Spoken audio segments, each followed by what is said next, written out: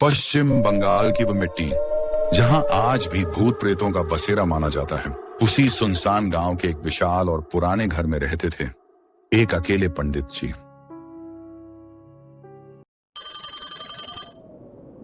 इतनी रात को फोन कौन हो सकता है? पंडित जी, कल सुबह हमारे घर पूजा कराने आ जाइए। ठीक है, मैं कल आ जाऊंगा। पंडित जी ने हामी तो भर दी, लेकिन उन्हें क्या पता था कि यह बुलावा किसी इंसान का नहीं बल्कि स्वयं मौत का था। उसी मध्य रात्रि पंडित जी के शयन कक्ष में रखी उनकी दिवंगत पत्नी की तस्वीर अचानक अपने आप नीचे गिर गई और उसी पल पूरे कमरे में एक अतृप्त आत्मा की भयानक हंसी गूंजने लगी।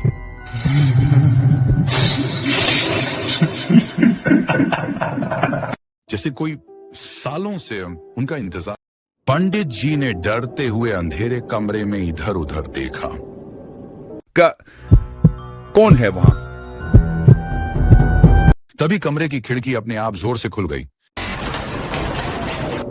और वहां एक काला कौवा आकर बैठ गया। उसकी आंखें बिल्कुल इंसानों जैसी लग रही थीं। पंडित जी, कल की पूजा करने मत जाना, क्योंकि वह बुलावा इंसानों ने नहीं भेजा बल्कि उन्होंने भेजा है जो कभी लौट कर नहीं आए। यह सुनते ही पंडित जी के शरीर में सिहरन दौड़ गई। उस रात के बाद पंडित जी की आंखों में नींद का नाम तक नहीं था।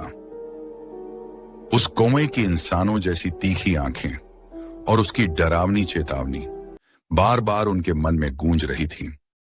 जैसे ही सुबह की पहली हल्की रोशनी कोहरे को चीरते हुए फैली, तभी अचानक मुख्य दरवाजे से एक भारी आवाज आने लगी। कांपते हाथों से पंडित जी ने दरवाजा खोला।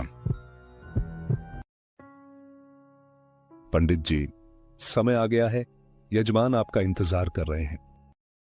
डर से पंडित जी का दिल जोर जोर से धड़क रहा था।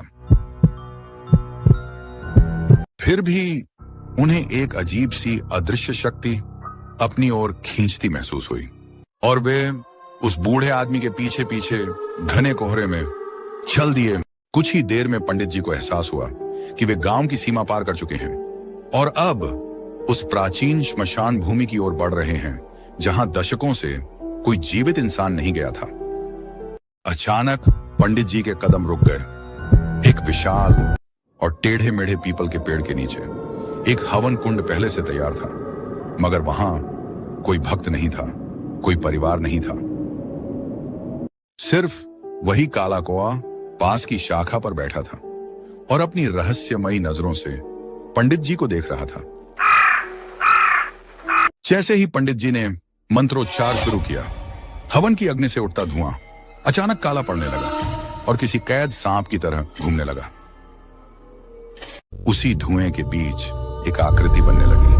वह कोई और नहीं बल्कि उनकी मृत पत्नी थी, लेकिन वह शांत नहीं थी। उसकी खाली आंखों से खून के आंसू बह रहे थे।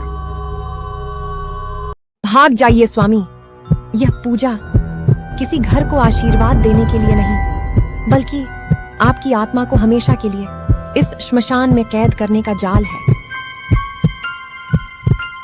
तभी वह बूढ़ा आदमी जोर जोर से हंसने लगा